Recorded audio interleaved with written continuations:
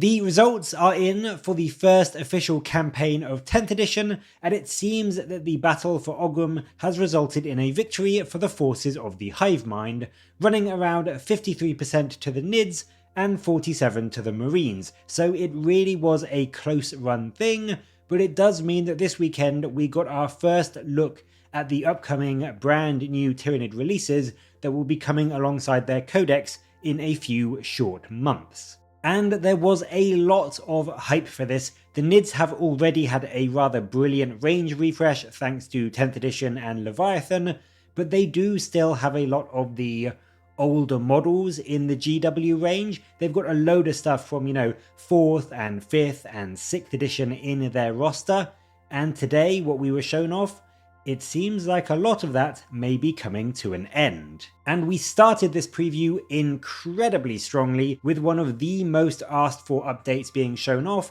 and that is some brand new Genestealers. Yes, cue insane screaming from fans of Space Hulk, Nid players and Genestealer cult players. These updated models are super cool. They still maintain that unique visual style that the older Genestealers have, they just bring a much more dynamic set of poses to the mix, and they're going to fit in almost perfectly with your existing models just to create this overall cool unified theme, whether you have a load of old ones and you want to add in a few new ones, or you just want to do it 50-50, or even if you just want to use the new ones, they are all going to look absolutely brilliant. This kit seems to be fairly modular. There are a load of head options, including the Cthulhu-esque Mgal heads, which they've said you can have enough to do every Genestealer with them if you want, as well as loads of visual options like the mouth depositor thing that injects the eggs into the people, various claws and talons. It sounds like, much like we've come to expect from 10th edition, these won't do anything huge in-game in terms of being war gear upgrades, because they're largely gone now, but they will allow you to really customize the look of your Genestealers and get them looking exactly how you want them to, so that they fit in with the rest of your Tyranid army. The current Genestealers are already a classic brilliant sculpt, and I just think these new ones have taken that design and just improved and iterated on it to make them even more awesome, and so I think these new ones will just serve so well to add to that aesthetic and bring even more awesome looking Genestealers to your army. They then moved on to show us another very welcome update, and one that I have wanted for a long time. Obviously we got the new Hormagaunts in Leviathan, and this time it's the turn of their melee cousins, and the Hormagaunts are also getting a brand new look. And I do have to say, these may well be the coolest looking infantry model that we currently have in 40k. They are unbelievably awesome. They look so menacing and speedy and quick and zippy, and they just bring that aesthetic of a fast moving, vicious, like raptor style attacker that is going to hunt you down at lightning quick speed and just chop you into pieces. They all look so dynamic and individual and unique, and one that I really do love is the one that seems to be almost leaping up like a Jurassic Park velociraptor, ready to just disembowel your opponent. They are just mind-blowing, and I've loved Hormagaunts all the way since 2nd edition when they had the old models. That was something that was released or being shown off in, I think, the very first White Dwarf I ever had, and I've loved Hormagaunts ever since then. But these just blow my mind. They are such good sculpts in my opinion. Even though I don't play Tyranids, I am really tempted to just grab a box so that I can build them and paint them up because they look so cool. And if I did play Nids, I could very easily see a full Horde style melee list of Hormagaunts filling my opponent's battlefield very soon. Of course, on top of that, it wasn't just the Hormagaunts that got love. The Hormagaunts are also getting some extra stuff. There is a load of new weapon options coming for them, both old and new, and before long your Hormagaunts will also be able to equip themselves with brand new updated Devourers, spike rifles, strangle web guns, and even the shard launcher, which they mention is the same one or similar to the one that the Barb Gaunts have, so it gives you a load more customization in terms of how you want the unit to look, but also on the battlefield in game gives you a bit more tactical flexibility as to having sort of like special weapons in the squad to add just a bit of extra kind of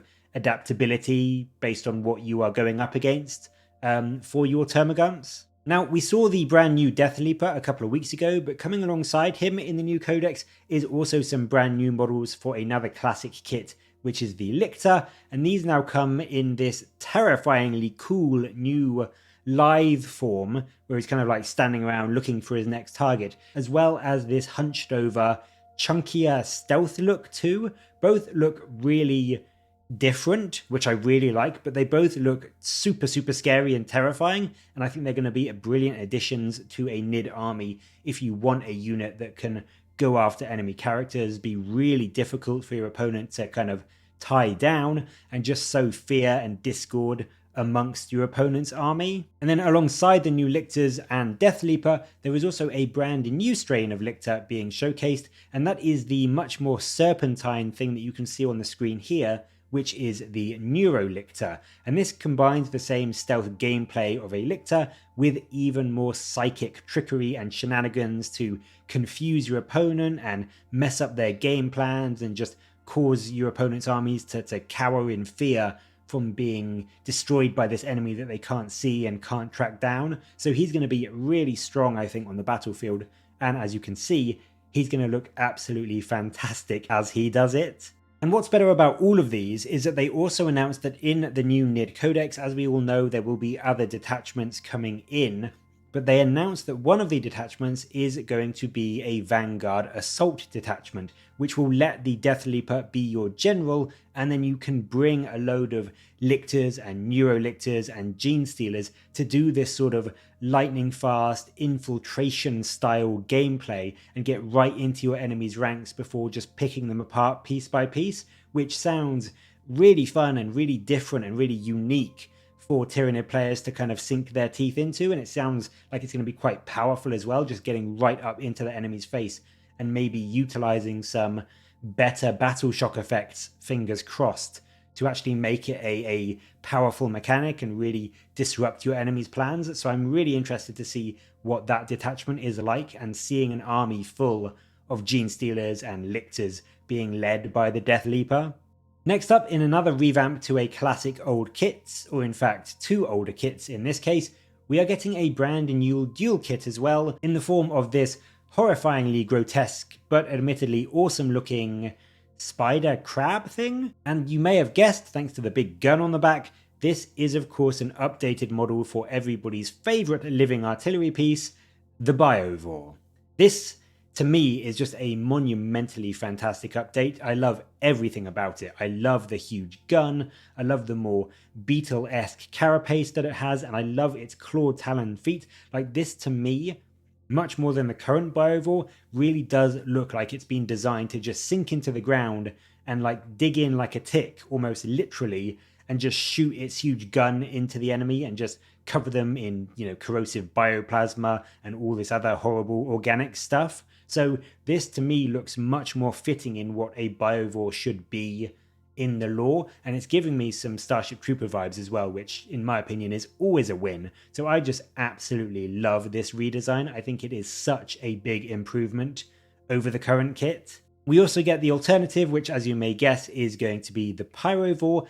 Again, it follows the same design, it still looks awesome and cool, and like the Hive Mind, is reusing the design cues for bioforms that work. So I love the fact that, like, fluff-wise and lore-wise, there is that link there as well. Like, the Hive Mind isn't just going to create a completely new creature when this crab-like design works for both the Biovore and the Pyrovore. They'll just have it doing slightly different things, but the base, like, genetic code is the same. So I really do like that. The Pyrovore, of course, gets up more close and personal and then just douses the enemy in, like, essentially biofuel. So both of these models are super good and gruesomely fun from a lore perspective as well. So I think they're going to be so much fun to play on the battlefield and just to show off.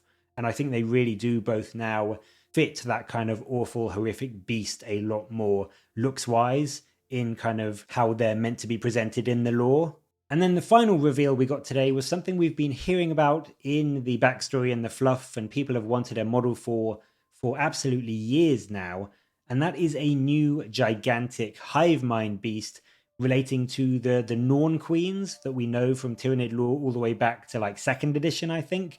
And we get that in partial form in another dual kit, which is either the Norn Emissary or the Norn Assimilator. The Emissary is a bit more of a psychic leadership version, going after enemy HQs and characters to basically eat their brain, learn enemy battle plans, and just be able to adapt the swarm's approach to the battle on the fly. So they've got a huge amount more like individual personality and the ability and freedom to kind of change their battle plan as they go without relying on the hive mind. So that's really cool and a really interesting design choice. Like we see it a bit in things like the Swarm Lord and the Hive Tyrants, but this seems to be just sort of like an actual individual character with sort of its own opinions and thoughts and ideas and battle plans, which is going to be really interesting to see how they kind of cover that in the Codex lore and fluff. And then on the other hand, if the Emissary is like a scalpel, then the Assimilator is just a pure out and out bulldozer, going right after a specific enemy unit or vehicle or monster or fortification and just battering it all the way to the ground. This thing just charges into the biggest enemy on the battlefield and literally rips it to pieces. On the model front for both versions, of course, they look incredible. They've got some awesome throwbacks to the Hive Tyrant in their design, as well as in the Emissary's case, that Zoanthrope style head as well, but they are, of course, much bigger than both. And as you can see in the picture that they showed off in the preview, this model stands head and shoulders above things like an Eldari Wraithlord. So it's not quite knight-sized, which I have to admit I was kind of expecting it to be. It's a little bit disappointing that it's not that sort of size, but this is still going to be sort of, you know, Redemptor Dreadnought,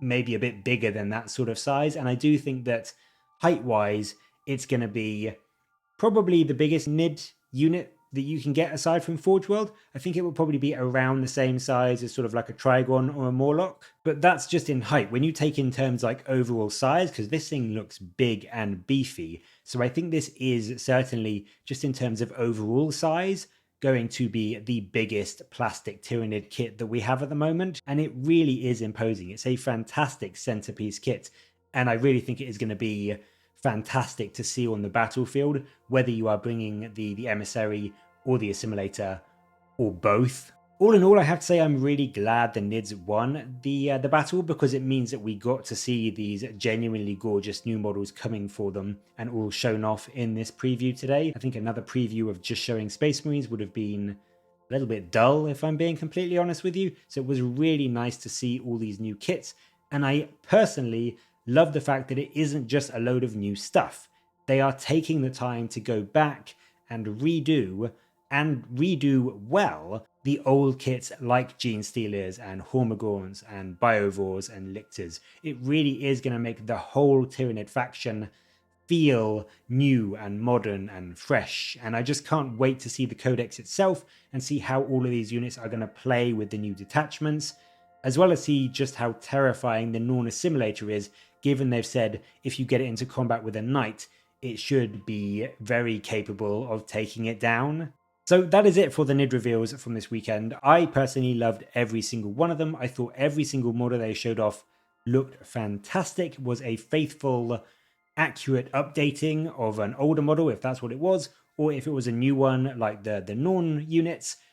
They just look so cool. I cannot wait to get my hands on one, even if it is just to paint it up. But as always, I'd love to know what you think. Did you like these reveals? And which of the designs and models we were shown off do you like the most? Let me know your thoughts down in the comments below, and as always, thank you very much for watching. Please do like and subscribe for more Warhammer content from me, but until next time, I'll catch you later, guys.